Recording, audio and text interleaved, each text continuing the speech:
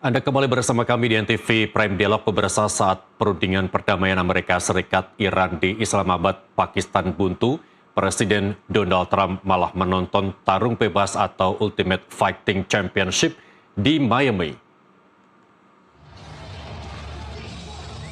Trump menonton UFC ditemani Menteri Luar Negeri Marco Rubio dan Duta Besar Amerika Serikat untuk India Sergio Gore di Kaseya Center Sabtu malam waktu Florida.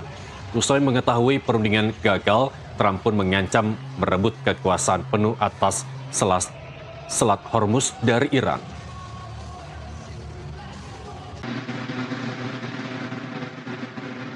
Sementara itu, Presiden Prabowo Subianto menjalankan kunjungan kenegaraan ke Rusia. Misi yang diemban adalah memperkuat kerjasama strategis di tengah kondisi geopolitik dunia yang sedang menantang. Pemerintah juga ingin memastikan ketersediaan pasukan minyak nasional melalui kelanjutan kerjasama dengan Rusia. Selain soal energi, kedua kepala negara dijadwalkan bertukar pikiran mengenai situasi keamanan dunia. Presiden Prabowo membawa misi untuk menyuarakan posisi strategis Indonesia dalam menjaga stabilitas dan perdamaian global. Kedatangan Presiden Prabowo Subianto langsung disambut oleh Menteri Luar Negeri Rusia Andriy Rubenko.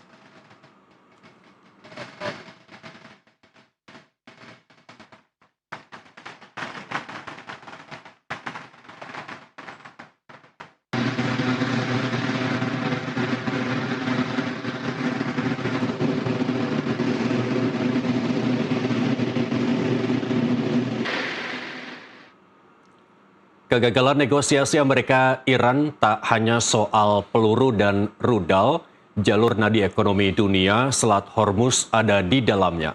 Usai optimisme damai pudar, Presiden Prabowo terbang ke Kremlin. Apakah ini langkah penyelamatan ekonomi atau perjudian diplomatik yang berisiko? Kita bahas bersama para narasumber yang sudah tersambung melalui Zoom. Ada tenaga ahli utama kantor staf Presiden Fitra Faisal dan ada Guru Besar Hubungan Internasional Universitas Negeri St. Petersburg, Koni Raha Kundini. Selamat sore, Mas Fitra dan juga Bu Koni. Terima kasih telah bergabung bersama kami di NTV Prime Dialog. Baik. Selamat siang waktu St. Petersburg. Oke, baik. Saya mau ke Bu Koni terlebih dahulu. Bu Koni, kunjungan kenegaraan lazim dan rumlah dilakukan, tapi di situasi kondisi Timur Tengah yang memanas, apa yang kemudian Anda baca secara perspektif hukum internasional kehadiran Prabowo Subianto di Rusia? Kalau kita mau bicara tentang Pak Prabowo kunjungan ke sini, mungkin ini ada hubungannya juga dengan perhitungan kita tentang bagaimana Selat Hormuz sebagai choke point dunia ini akan terdistraksi. Bukan saja 1-3 bulan ke depan, kalau memang perang ini terus berkelanjutan, bisa sampai 18, ada yang memperkirakan sampai 12-18 bulan ke depan.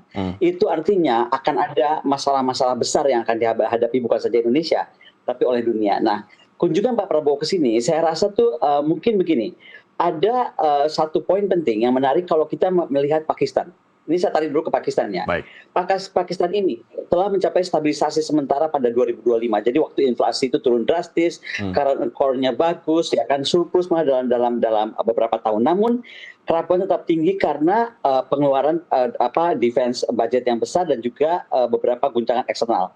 Nah, mungkin ada pelajaran yang diambil oleh Pak Prabowo dari sana, dan mungkin ya sekali lagi, sehingga bagaimana kemudian kita melihat ke Rusia. Karena begini, Rusia itu punya hubungan dengan Pakistan sangat menarik. Perdagangan dia itu sampai $1 miliar ya, tahun lalu sampai 2023 sampai tahun lalu, dan itu mencakup gas, pipeline, renewable energy dan juga konektivitas Eurasia melalui the INSTC, yaitu North South Transport Corridor. Nah, ini menarik buat Indonesia karena berbeda dengan Pakistan yang masih reaktif, Rusia dan Cina ini menawarkan model proaktif dengan INSTC. Dan hasilnya kemudian mereka ini berhasil membypass Hormuz. Ini yang paling penting kata kuncinya, membypass Hormuz untuk sebagian besar perdagangan energi. Dan apa artinya buat Indonesia?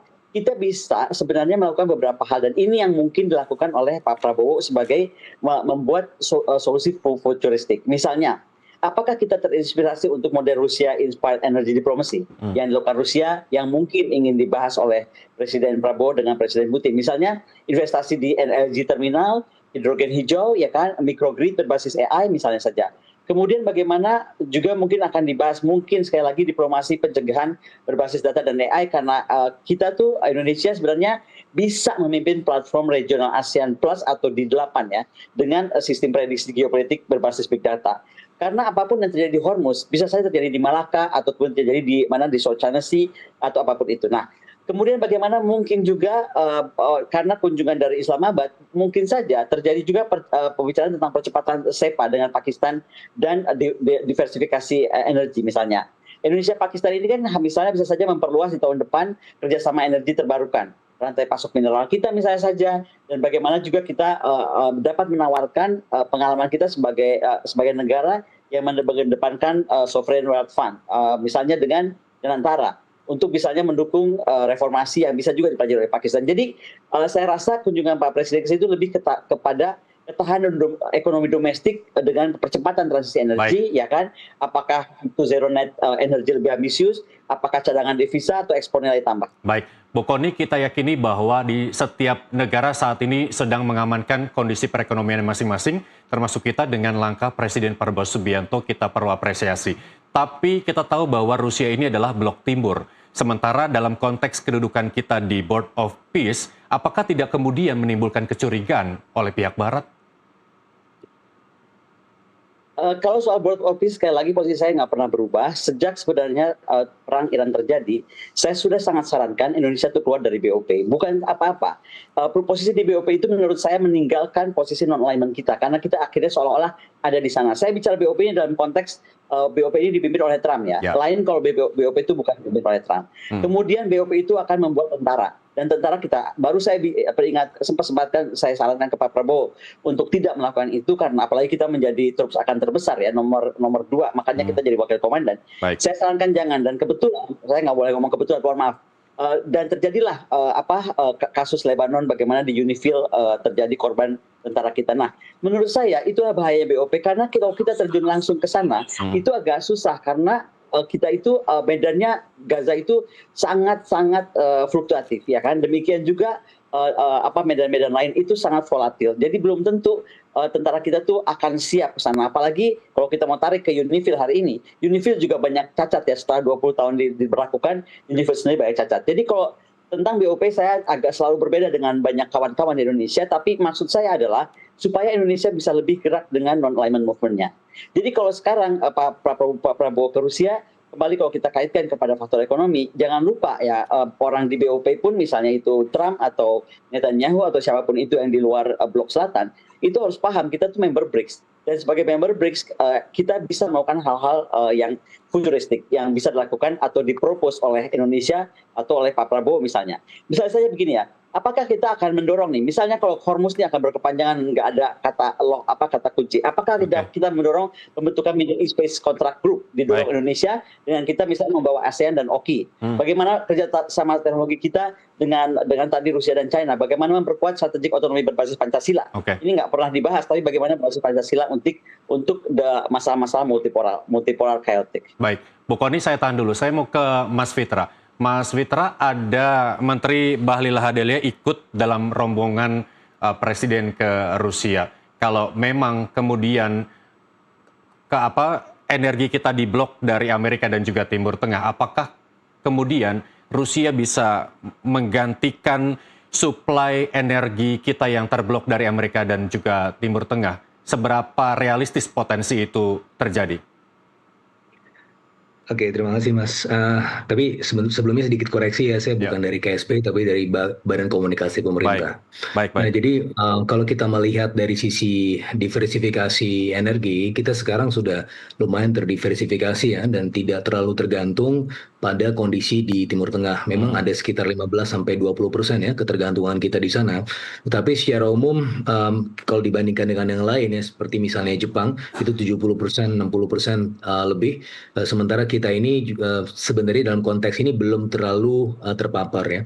Bahkan dalam satu artikelnya di Economist ada satu ulasan ya risiko-risiko global untuk memetakan beberapa kondisi negara-negara di dunia dengan kondisi geopolitik sekarang. Indonesia termasuk yang low exposure dan juga high buffer. Nah, low exposure karena tadi saya sampaikan, high buffer karena juga kita juga sebagian besar juga mengimpor dari Singapura dan Malaysia.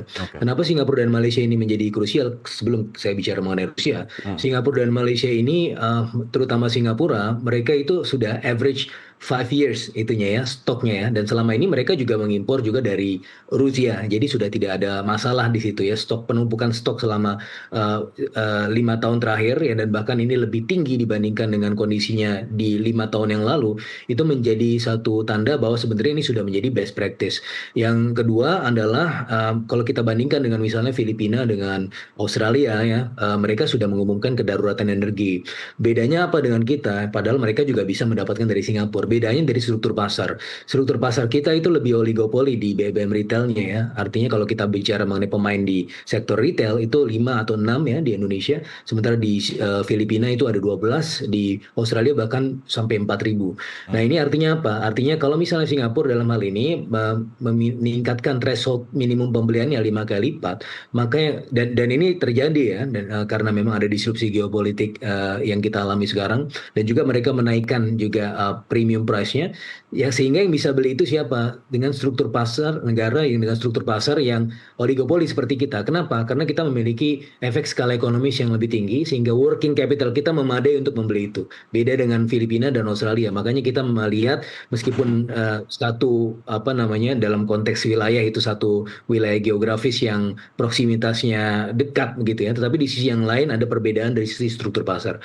Tapi di sisi yang lain ya, Presiden juga sudah dari jauh hari ya, bahkan semenjak tahun 2025 sudah menyampaikan bahwa we are living in very dangerous period. Nah kalau dalam konteks dangerous period seperti ini, bahkan dalam hal itu Presiden sudah menyampaikan bahwa kemungkinan besar Amerika Serikat akan menyerang Iran, dan itu kejadian di tahun 2026 ini. Maka konteksnya adalah selalu berhati-hati, waspada, dan melakukan mitigasi ya, civis pacem para belum. Kalau mau damai harus siap perang, kalau mau damai nyaman harus siap dengan segala-gala potensi risiko dan mitigasi. Nah oleh karenanya dalam hal ini, dalam konteks mendiversifikasi negara asal impor kita ke Rusia ini adalah dalam konteks itu, sehingga meskipun belum dalam keadaan yang sangat genting sekarang ya dalam konteks kekinian, tetapi kan kita tidak bisa tahu ya apa yang terjadi di beberapa bulan ke depan. Nah tapi di sisi yang lain sebenarnya this is not our first rodeo. Karena kita bandingkan dari tahun 2022 misalnya, ketika itu juga ada konflik Rusia dan Ukraina yang mencapai klimaksnya ya, dan kita melihat juga harga minyak dunia pada saat itu sudah mencapai $120 per barrel, bertahan beberapa bulan, dan kita tidak menaikkan harga ya sampai bulan September ya, dari bulan Februari sampai bulan September. Nah intinya adalah dari sisi ketahanan fiskal kita cukup oke ya, beranjak dari apa yang kita sudah alami selama antar waktu dari tahun 2022. Mas Mitra, mohon izin saya potong. Kita belum bicara soal kesana, tapi saya mau memastikan dulu bahwa selain Rusia, apakah perlu diversifikasi mitra dagang baru? Karena worst case-nya semua jalur kebutuhan energi yang kita lakukan mitra dagang dengan negara Amerika dan juga Timur Tengah terhambat. Apa yang kemudian kita bisa lakukan? Masuk akal tidak diversifikasi mitra dagang baru? Dan negara mana yang kemudian akan dituju oleh Indonesia? Iya, diversifikasi itu kita sudah lakukan semenjak tahun 2015, Mas ya. Jadi tahun 2016 saya waktu itu dari LPM UI itu kita membuat kajian ya untuk mitra non tradisional. Nah, untuk dalam konteks mitra non tradisional ini itu di bagian selatan, di bagian Amerika Selatan itu ada Brazil, kemudian ada Peru, kemudian ada Venezuela yang waktu itu belum diserang seperti sekarang ya. Dan juga ada Chile ya, Uruguay. Nah, di bagian utara, Amerika Utara itu ada Kanada dan juga ada Meksiko di bagian tengahnya. Di bagian Asia Tengah itu ada Uzbekistan, Azerbaijan, kemudian ada Tajikistan ya, dan juga ada beberapa negara-negara yang sifatnya juga bisa memenuhi ya kaidah mitra non tradisional. Dan di daerah yang timur itu juga ada, sebenarnya ini kajiannya dibuat sebelum tahun penyerangan ya Ukraina ke Rusia, tapi di situ kita juga melibatkan Polandia, Ukraina, kemudian dan bahkan Rusia. Sehingga apa yang kita lakukan sekarang ini sudah merupakan bagian dari roadmap selama 10 tahun terakhir, Mas. Jadi nothing new under the sun ya. Dalam kondisi ini suatu hal yang memang sudah berdasarkan rencana. Oke, baik. 21 jam perundingan gagal. Kita beralih ke Pakistan, Mas Fitra. Apa yang kemudian akan dilakukan Indonesia? Bagaimana kemudian Indonesia bersikap usai gagalnya perundingan di Islamabad antara Amerika Serikat dan juga Iran? Ya, ini suatu hal yang sekali lagi, ini suatu hal yang sudah bisa diduga dan Presiden juga sudah melihat bahwa ini adalah satu faktor resiko yang harus kita lihat ya. Dan makanya perjalanan ini sebenarnya juga bukan merupakan reaksi atas apa yang kita lihat sekarang, tetapi ini adalah suatu bentuk ya tanggung jawab pemerintah untuk menjamin ya apapun yang akan terjadi ya di perundingan tersebut, kita harus tetap jalan ya. Jadi tidak merupakan fungsi dari gejolak-gejolak eksternal, tapi apa yang bisa kita usahakan ya kita usahakan. Dalam hal ini perjalanan ke Rusia dan juga mungkin nanti perjalanan ke beberapa tempat lain ya dalam konteks mendatangkan investasi, seperti misalnya dari Jepang kemarin kita mendapatkan 23 billion US dollar, dari Korea 10 billion US dollar ya. Dalam beberapa kali perjalanan itu kita mendatangkan komitmen investasi dan juga kemudian menjamin ya ketersediaan pasokan. Dan dalam hal ini dengan Rusia itu salah satu yang ingin kita bangun. Dan dengan Rusia ini bukan perjalanan pertama, ini sudah perjalanan yang sudah berkali-kali ya, dan bahkan ini adalah momentum yang tepat juga ya, karena dengan kondisi kita harus segera mengamankan energi dan sudah ada pemberlakuan sanksi yang lebih lunak dari Amerika Serikat ya terhadap Rusia. Nah, ini suatu hal yang juga kita bisa manfaatkan dengan segera begitu, Mas. Oke, baik, Mas Fitra, apakah peran Pakistan jadi mediator ini akan mengubah arah kebijakan Indonesia yang kita ketahui bahwa merupakan anggota sekaligus pimpinan D8 untuk periode 2026 hingga 2027. Kita akan bahas usai jeda, dan pemirsa, kami akan jeda usai azan maghrib untuk wilayah DKI Jakarta dan sekitarnya berikut ini.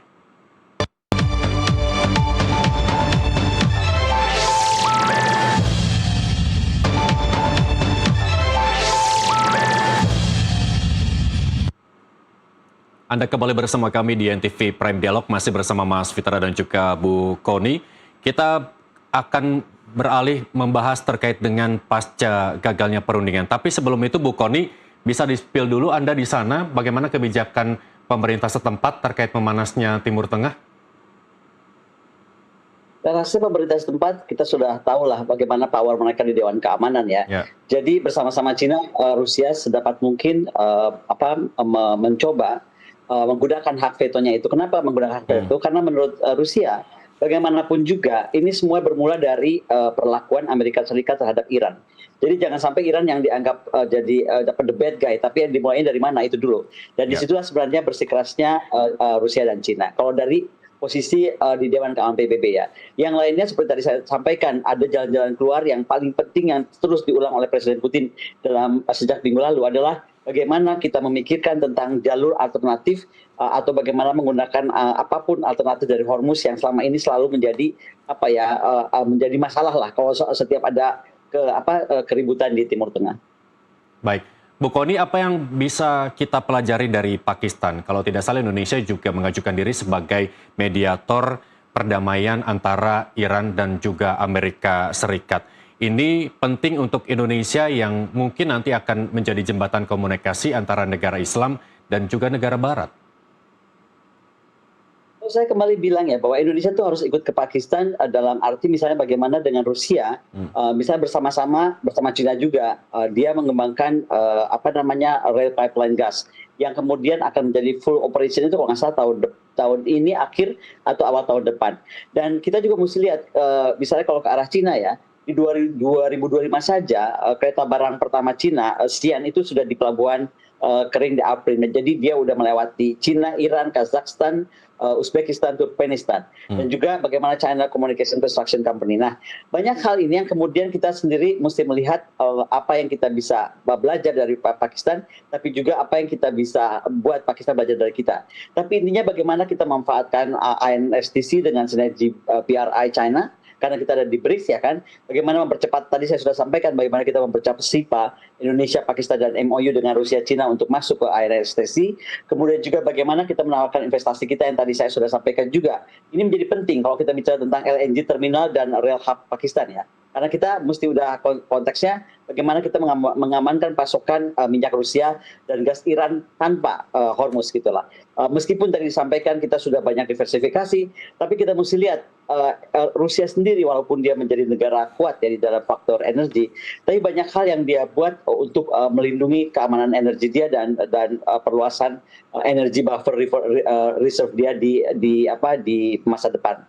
Jadi ini menjadi pelajaran penting. Yang kedua, kita harus sebenarnya dengan kalau saya melihatnya bagaimanapun ini ASEAN Plus D8 itu bisa jadi platform baru kan. Yeah. Dan artinya Indonesia tidak lagi sandra atas jalur laut. Ini menjadi penting nih. Indonesia tidak lagi boleh menjadi sandra atas jalur laut apapun dan dimanapun. Kita berubah dari importif pasif misalnya menjadi bridge power yang menghubungkan Rusia. Misalnya saja Rusia, Cina, Pakistan via NSTC dengan Indo-Pasifik.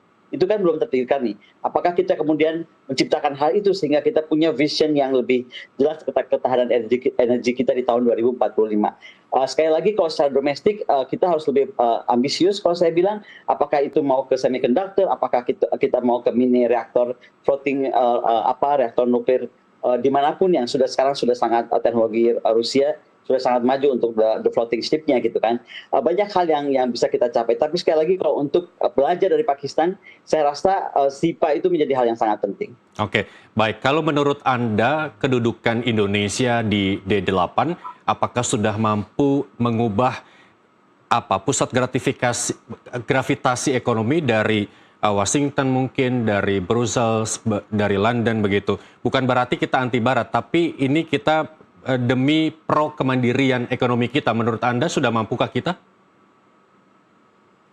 Jadi ini menariknya ya. Menurut saya itu kita menjadi menarik karena gini. Saya inginnya Indonesia itu keluar dengan skenario optimis. Okay. Misalnya kita bisa bikin Hormuz Accord 2027. Bagaimana perjanjian keamanan maritim multilateral. Bagaimana kita bisa membuat jaminan navigasi, verifikasi International Atomic Energy Agency misalnya.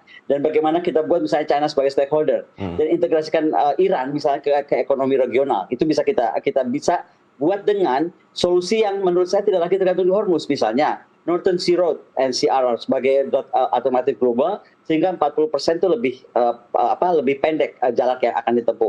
Kemudian seperti tadi saya sudah sampaikan di awal, Eurasian Energy Corridors dan BRIC Energy Alliance sehingga kita bisa ikutan ke dalam permainan BRICS yang lebih dalam. Kemudian de-risking bagaimana 20-25% perdagangan energi dunia pada 2040 sudah harus kita rancang sehingga sekali lagi kita bisa seperti Rusia menjadi strategic energy partner dari all the global south country. Karena pada hari ini bagaimanapun juga itu menjadi sangat penting dan Indonesia itu bisa menjadi honest broker dan bridge builder untuk dunia Islam. Kita mesti underline ya untuk dunia Islam dan ASEAN. Kemudian kita bisa juga bangun Indonesian Islamic Peace Building Framework. Kalau diperhatikan misalnya Menlu Lavrov dalam pidato-pidatonya sebelum kemarin terjadi yang semakin parah di antara Iran, Israel, Amerika dan Lebanon ini, Lavrov sudah mengingatkan, kenapa sih negara Timur Tengah itu sebagai negara Islam nggak bisa kompak gitu loh? Kenapa sih nggak bisa bersatu untuk menenangkan area itu? Nah, mungkin Indonesia bisa akan memajukan diri sebagai Islamic Peace Building Framework. Nah, yang ketiga, kembali saya tetap akan bilang diversifikasi energi itu sangat penting karena kalau kita lihat apalagi saya tinggal di Rusia ya sebegini hebat negara ini tetap aja diversifikasi itu penting. Dan yang paling menarik bukan saja diversifikasi tapi Presiden Putin sudah memerintahkan langsung Wakil Perdana Menteri Maxim Oreskin misalnya. Dia adalah salah satu Wakil Perdana Menteri yang sangat muda, backgroundnya ekonomi, dan Putin mengeluarkan dekretnya itu menyatakan bahwa mulai 2030 Rusia nggak boleh lagi tergantung kepada energi. tapi kepada ekonomi kreatif. Jadi diversifikasinya nggak semata energi yang beragam-ragam itu, yang hijau, yang biru, yang berwarna itu. Tetapi bagaimana kemudian digeser ke energi kreatif sehingga jika terjadi apa-apa di faktor energi, Rusia tetap akan unggul di faktor-faktor lainnya. Oke, baik. Mas Fitra, kalau kita bisa lepas dari Barat terus membentuk kemandirian, sudah seberapa mampu kita mandiri dalam bidang ekonomi? Paling tidak ekosistem negara-negara D8 ini bisa mampu diandalkan, apa yang kemudian bisa dicapai? Ya Mas Irsal, jadi kita tidak akan lepas dari Barat ya. Jadi konsep kita adalah semuanya merupakan teman ya, 1000 teman terlalu sedikit, satu musuh terlalu banyak ya. Jadi makanya kita di sini dalam konteks perkongsian regional dan global, kita ada di OECD, kita ada di BRICS ya. Terus dalam konteks perjanjian kerjasama ekonomi, kita ada RCEP, Regional Comprehensive Economic Partnership, ASEAN plus 6 countries ya. Terus kemudian kita juga ikut Indo-Pacific Economic Framework dari zamannya Biden, itu kita juga terlibat ya dalam diskusi-diskusi di situ. Di satu sisi yang lain kita juga terlibat dalam ASEAN Outlook and Indo-Pacific dalam konteks yang juga melibatkan negara-negara lain yang ada Chinanya, sementara Indo-Pacific Economic Framework tidak melibatkan China. Nah, dengan kondisi seperti ini kita menjadi negara yang di tengah-tengah. Dan dalam kondisi yang di tengah-tengah inilah kita bisa menampung keuntungan-keuntungan ya. Salah satunya adalah dalam konteks fondasi dan ground ekonomi ya. Kemarin kita dapat dari Jepang dan juga Korea Selatan itu ada 570 triliun rupiah. Kemudian dari China kita juga mendapatkan komitmen yang juga tidak kalah besarnya. Kemudian dari Rusia ini kita juga sedang menjalin ya perkongsian-perkongsian yang signifikan. Dengan Amerika Serikat kita sudah menandatangani agreement on reciprocal trade ya. Dalam konteks itu kita we are fine ya dengan semuanya ya, dan bahkan yang terakhir juga dengan Eropa ada Indonesia Eropa Economic Partnership Agreement yang sudah kita inisiasi dari tahun 2016, dan justru dengan keberadaan unilateralism dari Amerika Serikat yang melakukan semuanya secara unilateral, Uni Eropa justru mendekat ke ASEAN dan dalam hal ini Indonesia. Ya kita tidak masalah dengan pendekatan unilateralism dan bahkan dengan regionalism dan multilateralism. Kita ambil semua dan kita bersepakat dengan semuanya. Dan dengan kondisi seperti ini kita menjadi common ground ya. Amerika Serikat investasi ke kita, Rusia juga bisa investasi ke kita, kemudian China, Jepang, Korea, Australia, dan seterusnya. Maka pendekatan kita adalah pendekatan yang absorptif dan asertif gitu ya, tanpa kemudian harus meninggalkan satu untuk kemudian lebih mendekat ke yang lain. Dalam kondisi yang friendshoring seperti ini, justru potensi pertumbuhan ekonomi kita itu lebih meningkat. Karena apa? Karena yang satu meninggalkan lawannya, tetapi ingin tetap menjaga pertumbuhan ekonominya dengan constraint yang lebih tinggi, maka dia mencari common ground, kondisi atau neutral ground. Dan dalam hal ini ASEAN dan Indonesia sebagai de facto leader dalam ASEAN itu bisa menjadi suatu fondasi atau bisa menjadi cangkang yang sangat besar dalam konteks hub and spoke begitu ya, Mas Irsal. Jadi itu yang selalu kita kembangkan ke depannya. Semuanya kita temani, tidak ada yang kita tinggalkan. Oke. Kita tahu bahwa kemarin 21 jam perundingan, Mas Fitra, berujung gagalnya kesepakatan antara Amerika Serikat dan juga Iran begitu ya. Terus Indonesia juga pernah berpeluang menjadi mediator namun gagal. Terus kemudian apa sebenarnya kurangnya Indonesia sehingga kurang dipertimbangkan sebagai mediator dalam setiap perdamaian dua pihak yang berkonflik? Sebenarnya tidak ada yang gagal ya, karena kan waktu itu Presiden menawarkan diri ya, tetapi memang dalam kondisi proksimitas ya, proksimitas regional, Pakistan itu memang dilihat sebagai tempat yang bisa ya menjadi penengah ya, karena berada di tempat konflik ya, dan bahkan ketika Iran versus Amerika dan Israel itu juga ada front yang lain antara Pakistan dan Afghanistan. Nah, sebelumnya bahkan Pakistan juga sudah berseteru dengan India, yang dimana Amerika Serikat menjadi penengah ya. Presiden Trump waktu itu juga meskipun ya banyak yang melihat bahwa ini overclaim, tetapi di sisi yang lain kita juga melihat bahwa Amerika Serikat menjadi salah satu penengahnya juga, meskipun di situ tentunya ada juga keterlibatan ya, baik secara langsung maupun tidak langsung dari China dan juga Rusia. Tapi nevertheless ya, dengan keterkaitan dan keberadaan proksimitas tersebut, maka ya ya wajar Pakistan yang berada di situ. Tetapi dalam konteks yang lain ya kita juga bisa kemudian menjalankan peran-peran yang juga tidak kalah strategisnya, Mas Irsal. Oke, baik Bu Kony, kalau menurut Anda, tadi kan Anda sebutkan banyak saluran Indonesia bisa berperan dalam setiap perkembangan, setiap perdamaian dan segala macam. Tapi bagaimana kemudian posisi tawar politik luar negeri Indonesia sehingga Indonesia belum saatnya dipertimbangkan menjadi mediator dalam setiap penengah konflik dua negara? Kalau itu kita mesti jujur ya, sekali lagi you like it or not, kita tuh masuk BOP itu menjadi masalah di luar negeri. Mungkin di Indonesia banyak yang bersikeras, oh itu cara masuk yang bagus, cara kita bisa terjun. Buktinya kita nggak dilibatkan kan, artinya. Jadi tetap aja dan keberadaan kita di BOP itu menjadi, menurut saya dari awal, itu menjadi nilai seolah-olah kita meninggalkan non-alignment kita. Tidak lagi netral. Tapi kembali harus kepada pertanyaan Anda barusan. Kenapa Pakistan dipilih? Pertama, Pakistan itu dia punya jalur komunikasi baik dengan Washington. Dia itu di level tinggi pemerintahannya, bukan saja langsung dengan Donald Trump, tapi dengan J.D. Vance, dengan Steve Witkoff, dan pejabat-pejabat tinggi Iran, Saudi, dan juga pihak lain. Jadi juga bukan semata-mata urusan Amerika Serikat. Kedua, bagaimana Pakistan itu punya kredibilitas dunia muslim dan masih punya ruang bicara dengan Tehran. Nah, apakah kita selama ini punya ruang bicara dengan Tehran gitu kan? Sehingga bisa terus bisa berkomunikasi dan tidak, sekali lagi saya underline, tidak dianggap perpanjangan tangan Barat. Karena dalam hal menjadi mediator itu bukan hanya harus dipercaya secara diplomatik, tapi kita tidak boleh kehilangan legitimasi simbolik. Dan inilah BOP itu menjadi titik lemah kita untuk legitimasi simbolik. Yang ketiga, Pakistan itu mengerti bahwa eskalasi Israel ini menyeret krisis energi dunia. Itu sudah akan parah sekali dan perang kawasan yang akan berkelanjutan, sehingga dia tidak lagi memilih sebagai mediator altruistik, tapi dia menjadi mediator yang membela kepentingan strategisnya sendiri. Nah, disinilah Indonesia juga mesti lebih clear. Untuk masuk BOP dan tidak terus atau tidak lanjut di BOP itu, lihat dong ukur untung ruginya lebih jelas gitu.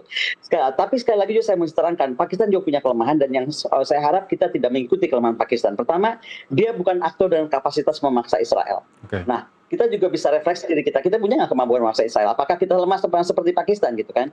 Kedua, Pakistan punya fakta pertahanan dengan Saudi dan harus berhitung dengan kepentingan Teluk. Nah, kita nggak punya itu, gitu kan? Tapi itu menjadi kelemahan Pakistan kalau di dalam hal ini. Yang ketiga, dia kebingungan soal apakah Lebanon masuk dalam. Ini kan kembali kepada perjanjian antara 10 poin sama 15 poin yang menjadi krusial. Jadi ketika awalnya Pakistan itu bingung antara Lebanon itu masuk dalam ceasefire agreement atau tidak masuk, dan terbukti di situ ada miscommunication sehingga dianggap Pakistan tadinya Lebanon itu masuk, tapi dibantah oleh J.D. Vance itu tidak masuk.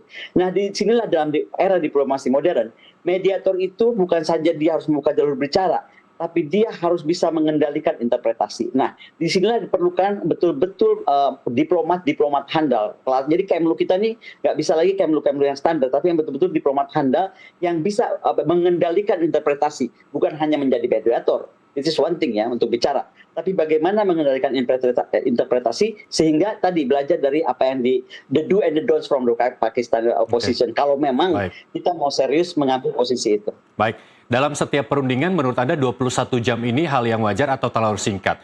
Tapi juga ada aktor di balik itu, tadi Anda sebutkan J.D. Vance, Baker, Ghalibaf, begitu ya, orang-orang yang memang bisa diperhitungkan dalam setiap perundingan, perdamaian begitu. Lantas tidak ada kata sepakat. Siapa yang kemudian tidak menyepakati ini? Apakah memang Iran sengaja menempuh jalur perundingan, tapi sebenarnya bahwa Iran tidak mau perdamaian itu terwujud dan perang akan terus berlanjut?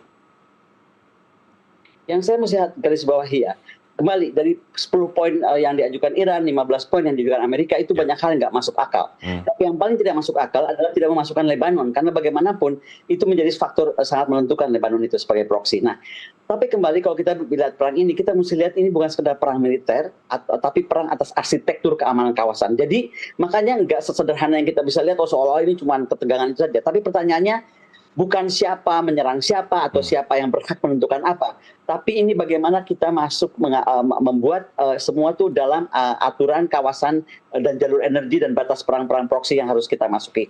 Kembali kalau kita lihat Lebanon kan punya beberapa posisi ya. Coba ada yang kita terlupa kenapa Lebanon kita nggak bisa push untuk masuk.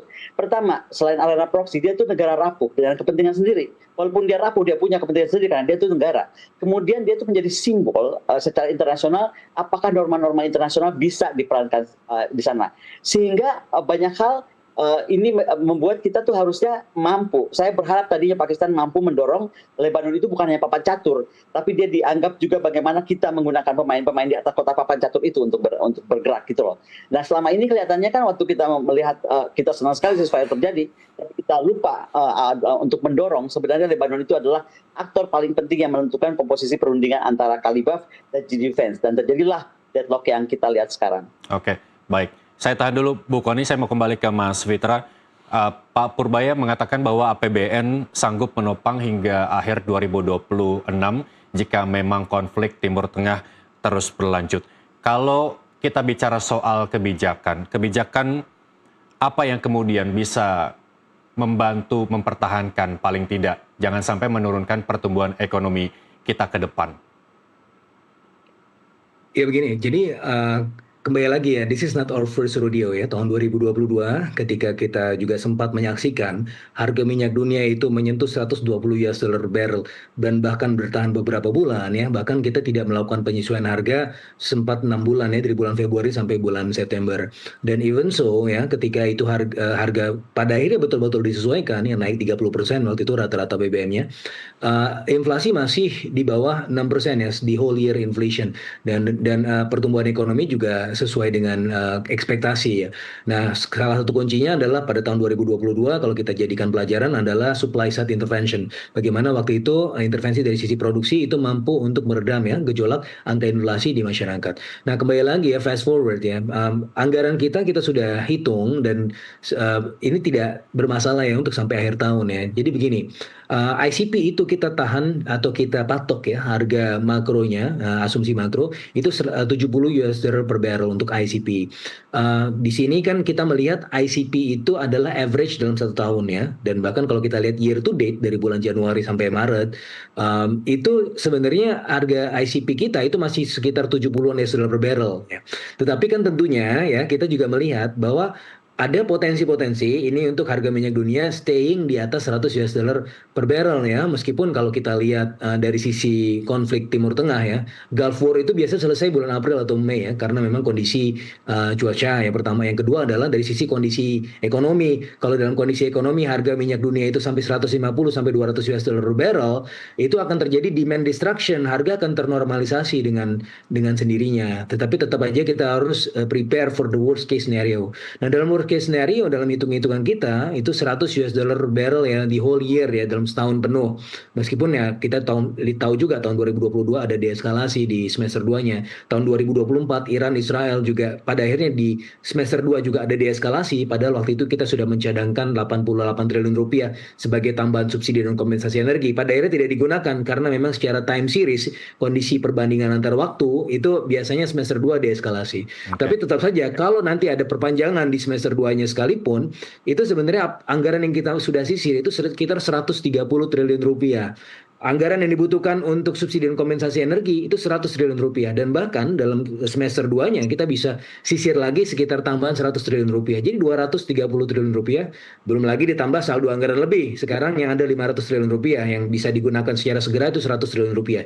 Jadi 330 triliun rupiah buffer itu bisa kita pakai ya untuk sepanjang tahun ini tanpa kemudian menyebabkan kenaikan harga-harga, terutama harga-harga administrative prices, dalam hal ini harga BBM. Jadi no worries dalam hal ini.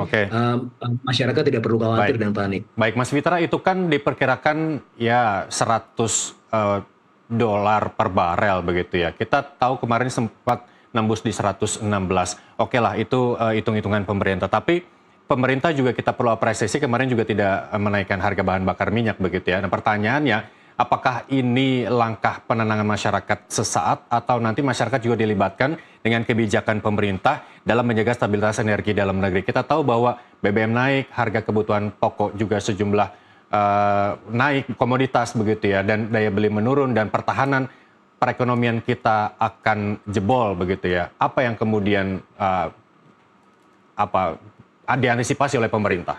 Ya, begini Mas. Jadi untuk yang tadi yang sempat disebut 116 atau 120 US dollar per barrel, itu kan pergerakan harian ya. Yang kita lihat adalah average tahun. Maka dalam konteks average tahun itu sekarang ini year to date itu masih 75 US dollar per barrel ya. Tapi jadi kan selama setahun ke depan. Apa ada kemungkinan harga itu akan bertahan karena konflik juga memanas, Mas Fitra? Gini, jadi tahun 2022 itu 120 terus kemudian jatuh lagi. Tadi yang saya sampaikan ada konteks demand destruction. Kalau harga terlalu tinggi, itu juga demand global bakalan anjlok. Nah, kalau demand global anjlok itu harganya akan termoderasi ya, meskipun at the expense of pertumbuhan ekonomi. Itu yang pertama. Nah, terus yang kedua, bagaimana dengan kondisi masyarakat? Nah, makanya pemerintah kemarin membuat skenario ya bahwa harga tidak disesuaikan ya, dan itu kita masih tahan ya sampai akhir tahun ya, tidak ada penyesuaian harga lagi, dan secara anggaran itu tidak masalah.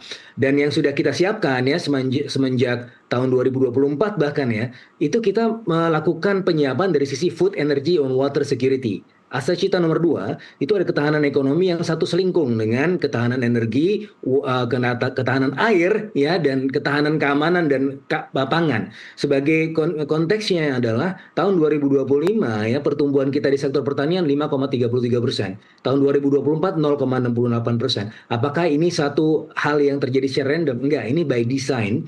Memang kita sudah siapkan sepanjang pemerintahan ini. Pak Presiden di tahun 2024 itu sudah melihat bahwa konteks kewaspadaan kita harus lebih mandiri ya secara ekonomi. Dalam kondisi seperti ini, maka apa yang kita lihat sekarang itu bukan kondisi yang tiba-tiba kaget gitu ya, bukan. Karena dari tahun 2024-2025 Pak Presiden sudah menyiapkan ya kondisi-kondisi yang terburuk ya, bahkan dalam hal ini kondisi sampai Perang Dunia Ketiga skenario-nya sudah dibuat. Makanya kita membuat salah satu konteksnya atau konsepnya adalah ketahanan. Nah, maka ini yang kita lihat sekarang, kenapa dalam hal ini kita relatif masih lebih baik dibandingkan dengan negara-negara tetangga yang lain, meskipun dalam hal ini kita selalu dalam tekanan, tapi bahkan di ekonomi sudah mengkategorikan kita low exposure dan high buffer. Kenapa? Ya karena kondisi yang memang sudah kita siapkan selama setahun terakhir ya. Jadi bukan tiba-tiba kita siapkan tahun ini dan kemudian kaget dengan kejadian sekarang, tapi ini adalah bagian dari roadmap ya pertahanan keamanan kita yang satu selingkung tadi dengan konteks ketahanan energi, water, dan juga pangan begitu, Mas Irsal. Baik, terima kasih Mas Fitra. Terakhir, Bu Kony, selain ekonomi, kunjungan Presiden ke Rusia, tentu kalau Barat dan Timur Tengah melihat bahwa Indonesia berada di blok timur begitu ya, meski mereka paham bahwa kita gerakan non-blok begitu, kalau tidak sinkron dengan kepentingan pertahanan nasional kita, ya tidak mungkin ya mereka nyerang kita ya secara militer begitu ya. Aduh, pertanyaannya, kalau itu nggak mungkin lah kalau secara militer. Tapi sekali lagi, posisi kita di BOP itu membuat kita tidak lagi murni. Sekali lagi saya nggak bicara dalam negeri ya. Saya bicara di luar negeri karena saya tinggal di luar negeri. Bagaimana kemudian kita dianggap tidak lagi pure non-aligned countries. Cuma saya mau tambahkan begini, saya suka aja sih cara berpikir positif dan lain-lain. Tapi saya itu kan baru bertemu dan itu dibantah Pak Prabowo marah-marah saya ngomong begini. Tapi saya harus sampaikan dong, Indonesia itu mesti hitung diskusi berat berkepanjangan itu apa kepada Indonesia. Pertama ya kan, dampaknya tuh oke, lupain Indonesia mungkin sakti, tapi level ke Asia mulai masuk economic stress. Kemudian industri manufaktur Asia Timur akan macet. Negara pengimpor energi akan menghadapi defisit perdagangan yang melebar. Bank sentral negara lain anggap Indonesia saktinya, tapi seperti Indonesia, bank sentral mulai menghadapi dilema inflasi versus pertumbuhan. Lalu supply chain regional makin mahal dan lambat. Dan kemudian bank sentral pasar global mulai menyesuaikan diri pada risiko shock. Itu kalau tidak berdampak panjang. Tetapi kalau sekarang penutupan itu efektif, misalnya saja efektif kenapa? Ternyata betul-betul tanker-tanker komersial itu udah semakin susah lewat, serangan kapal meningkat, and so on and so forth. Maka dampak yang paling berat daripada Hormuz adalah ke Asia. Pertama, dia akan terkena level paling berat karena dia akan suffer secara kombinasi. Pertama, ketergantungan energi impor, kedua, basis manufaktur global, ketiga, sensitivitas terhadap biaya pelayaran, dan keempat, kerentanan terhadap inflasi impor. Apa yang terjadi pada Indonesia? Sekali lagi ya, saya bukan ekonom, tapi dengan diskusi saya dengan para mantan Menteri Perdagangan, Menteri Keuangan, dan Gubernur Bank Indonesia, kita khawatir APBN tertekan keras oleh subsidi, tertekan keras oleh kompensasi, tertekan keras oleh kebutuhan stabilisasi. Dan itu artinya akan ada inflasi berlapis, energi, pangan, transport, industri, dan kebutuhan pokok. Kemudian pertumbuhan ekonomi akan melambat karena konsumsi dan produksi akan tertekan, dan kemudian juga ketahanan pangan akan terganggu akibat pupuk, shipping, biaya distribusi, and so on and so forth. Jadi, dan juga tambahan satu lagi, keamanan maritim, itu akan terdampak. Jadi mau saya bilang, kita boleh lihat half glass itu full all the time. Tapi juga kita mesti remember, kita tuh nggak berdiri sendiri dalam satu cangkang seolah disakti dilindungi apa gitu loh. Karena kita tuh akan terdampak dari Asianya. Anggaplah Indonesia super sakti, tapi dari efek Asia atau even ASEAN countries will backfire to us, itu pasti gitu loh. Jadi saya suka aja dengan cara kita berpikir half full of glass, tapi jangan lupa memperhitungkan half empty of the glass, dan kita siap-siap ketika APBN tertekan keras, subsidi, kompensasi, dan lain-lain tadi saya sebutkan. Ya, harapannya Indonesia tidak terlalu terdampak, yang terpenting adalah masyarakatnya begitu, sehingga daya beli masyarakat tetap terjaga, sekalinya tidak terjaga, tentu akan berdampak terhadap penurunan pertumbuhan ekonomi. Terima kasih Bu Kony, terima kasih Mas Fitra telah bergabung bersama kami di NTV Prime Dialog. Kita bertemu di lain kesempatan. Selamat kembali beraktivitas. Pemirsa, saat Islamabad gagal mendamaikan dua raksasa, Indonesia harus bergerak gesit mencari alternatif. Kunjungan ke Rusia mungkin membawa angin segar bagi energi kita, namun kewaspadaan geopolitik tetap menjadi harga mati. NTV Prime kembali usai jeda.